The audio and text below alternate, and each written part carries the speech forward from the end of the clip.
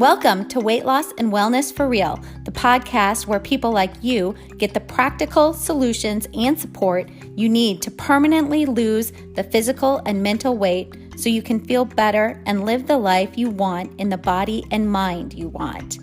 If you're looking to overcome your stress eating, overeating, binging behaviors, and move to a place of freedom with food and your body, you're in the right place. Hello, everyone, and thank you for being here and for listening. Just a couple of things before we get started. Just a reminder to head over to my website to sign up for my free monthly newsletter. It's on all things well-being. It always includes a recipe and lots of discount codes for you for different services and different products.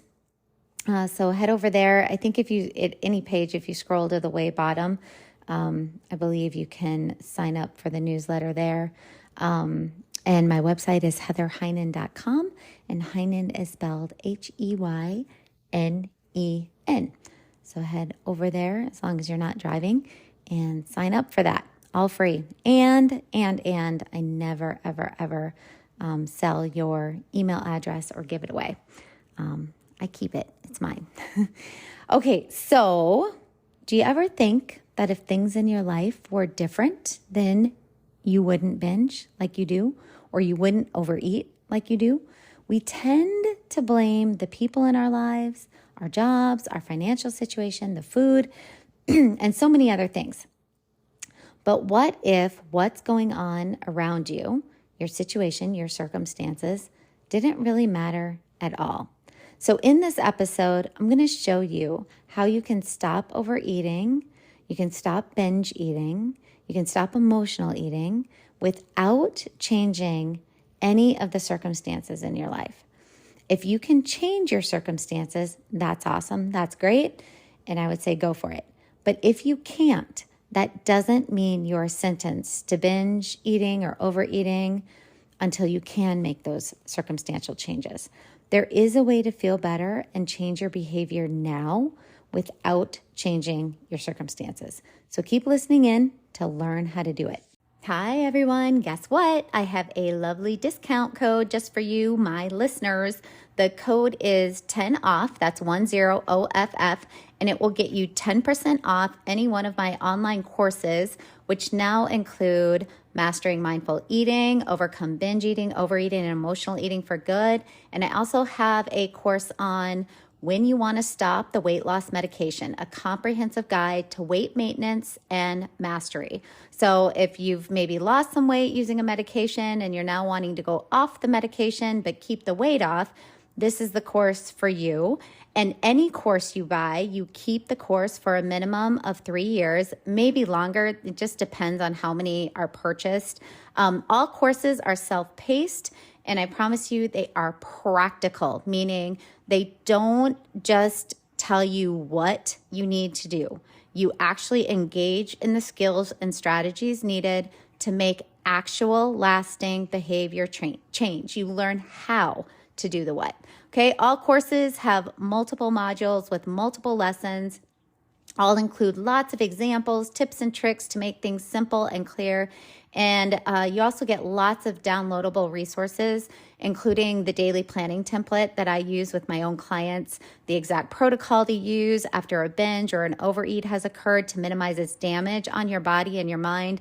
There are protein cheat sheets, research-based journaling prompts, and the literal how-to checklists on the skill you are learning about. And with the weight maintenance course, you also have a movement module that will help you figure out how to make a movement plan that fits your particular lifestyle and level of fitness. And you also have a natural appetite regulation module. So whether if you have never tried an online course to change behavior, or if you have, I just highly would recommend that you try one of these. I've put my heart and soul into both of them. They are all research-based, and now you can get 10% off. So again, that code is 10OFF. If you're ready to make changes that last, you can go to my website, heatherheynen.com. Heynen is spelled Heynen.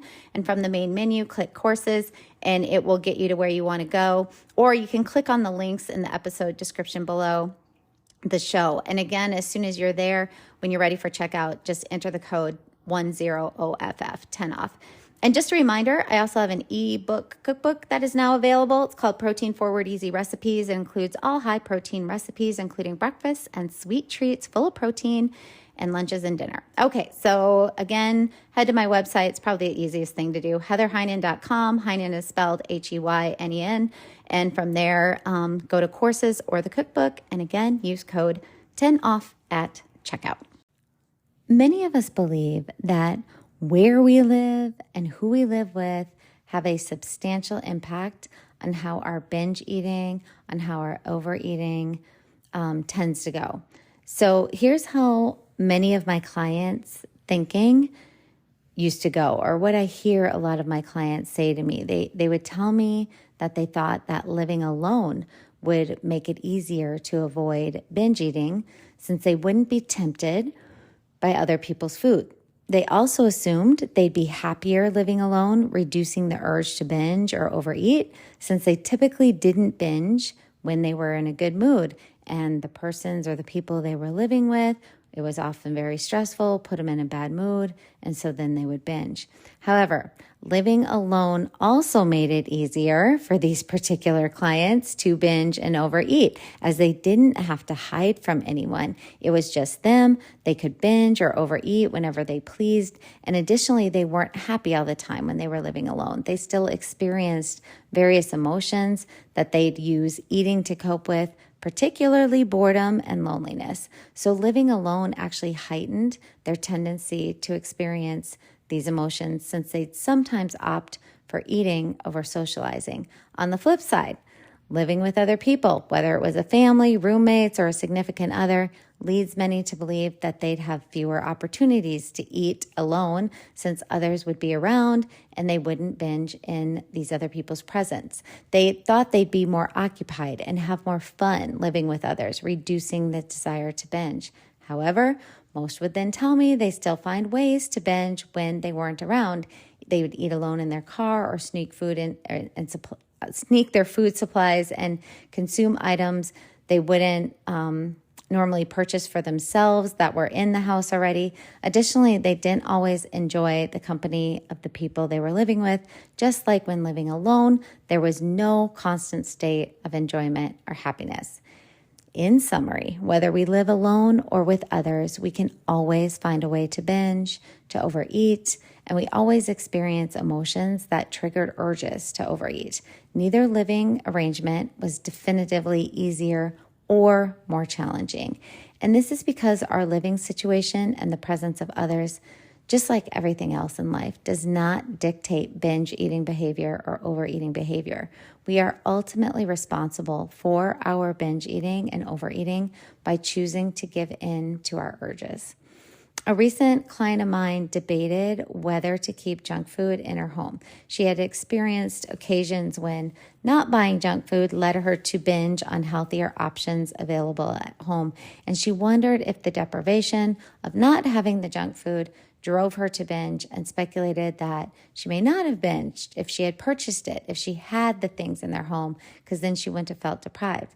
However, the crucial aspect here is that the presence or absence of junk food in her home doesn't determine whether she binges. She can binge regardless of whether it's available or not. Her sense of deprivation isn't solely a result of not buying junk food. It's a result of her thoughts, of how she's thinking about these things. In essence, circumstances like having junk food at home or not having it are not the root causes of binge eating or overeating. Instead, it's the thoughts about these circumstances that trigger feelings and then drive the behaviors. So you don't need to alter your circumstances to stop binge eating or overeating. You can change how you think about them, resulting in different feelings and different behaviors. So let's bring this back to the basics of CBT, of cognitive behavioral therapy. We have thoughts. The thought elicits a feeling, and feelings drive our behaviors. You have objective circumstances in your life, indisputable facts that everyone can agree upon.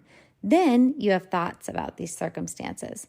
These thoughts, in turn, lead to your emotions, and your emotions guide your actions. So between your circumstances and your actions, there's a critical component: your thoughts and your feelings.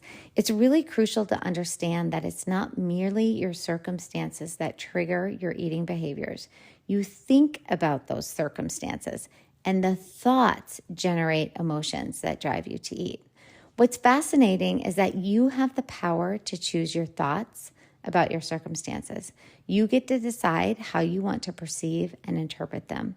So for instance, my circumstances could involve living alone or living with someone else, but these circumstances don't inherently cause me to binge or not to binge. They do not inherently cause me to overeat or not to overeat. The decision to binge or overeat always lies within me, determined by whether I choose to yield to my urges. Similarly, my client could have junk food in her house or not, but these circumstances don't compel her to binge. She has the agency to binge or not, regardless of the presence of junk food. Her choice is influenced by her thoughts, which are entirely within her control. So your circumstances don't hold power over your binge eating or overeating behaviors. Instead, it's your thoughts and your responses to your urges and feelings that hold sway. So let's consider a different angle. What if your circumstances aren't ideal and you turn to eating as a way to cope, to distract, or escape from all of them? This might entail, maybe you dislike your living situation, your job, your relationship, or you're dealing with family drama, or perhaps you're facing challenges like financial stress, health issues, getting entangled in other people's problems. In these situations, you blame your life circumstances for your eating habits. You might imagine that if your job were different, your family less dramatic, your partner more accommodating, or if you had more financial stability, you wouldn't binge or you wouldn't overeat as much. Now, that might be true. Maybe you wouldn't binge or overeat as much under different circumstances. But for many of us, changing our circumstances isn't always feasible, or it might not align with our desires. For instance, you could cut ties with troublesome family members, but perhaps you don't want to. You could leave a relationship, but your love of that person outweighs the desire to leave. You could quit your job, but you might also have valid reasons for staying.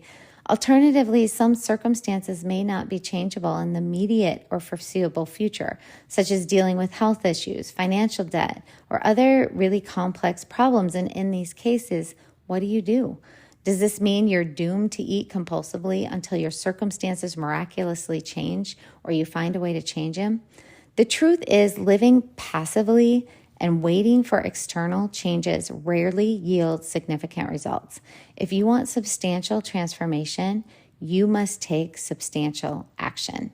And to take substantial action, you must stop seeing yourself as a victim of your circumstances. You need to view your circumstances as neutral facts and decide how you want to think about them in a way that is helpful. So here's an example. My client lived in a shared house with roommates. So this was her circumstance. Did that situation cause stress? Not inherently. Circumstances themselves are never emotional. It's our thoughts about them that introduce the emotions.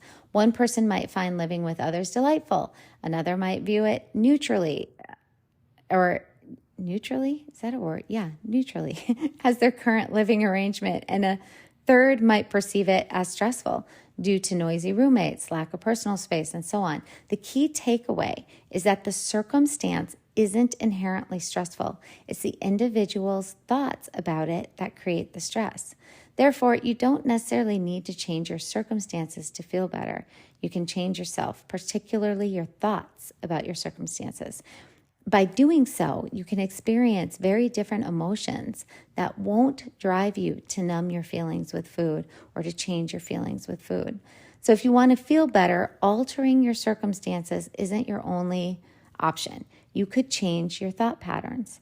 However, it is important to note that there may be some circumstances you don't want to change your thoughts about, and that's perfectly okay. For instance, if you're in an abusive relationship where physical harm or emotional abuse occurs or verbal abuse, you may not want to change your perspective on that relationship. You have every right to view it as abusive and feel negatively about it. But even in such cases, you can choose not to eat as a coping mechanism. You can acknowledge the abusive circumstances, feel the associated emotions, and still decide not to eat to escape those feelings. That is an option available to you. In conclusion, your living situation, the amount of time you spend alone, and the presence of certain foods at home does not dictate your actions. You have the power to choose your responses to these circumstances. Now, here's a caveat of this. I am not saying to put all the food things into your home. Some of us do overeat less when we initially do not have these foods available. But the point is that whether you have the food there or not, it is still always the way we are thinking that creates the feelings that urges us into the behaviors. Furthermore, regardless of your life circumstances, whether they are less than ideal or downright challenging, you can change how you think about them, leading to different emotions and behaviors. Life is always going to throw circumstances our way that are not easy to handle or that we don't like. However, this doesn't mean that overeating or binge eating is an inevitable response. You always have the choice of how to deal with these circumstances. You don't need to spend your life trying to change everything around you. It's often exhausting and just not always feasible. Instead, focus on changing what's within your control: yourself, your thoughts, your feelings, and your responses. When you do this, the circumstances won't hold as much sway over your well-being. Okay, so give it a try this week. Go ahead and enjoy your week while living with your current circumstances with practicing more helpful thoughts to curb resorting to eating as a means of distraction. And if you do find yourself binging or overeating, remember not to blame your circumstances. Look within yourself to understand why you did it. Get curious, take responsibility for your actions, own them, and recognize that you made the choice to do so. External factors do not compel us to eat. When we think that way, we give our power away. When we make our own choices, as hard as that may be, this is where change actually starts to happen. Okay, I hope you found something useful. Thank you for listening, and we will talk soon.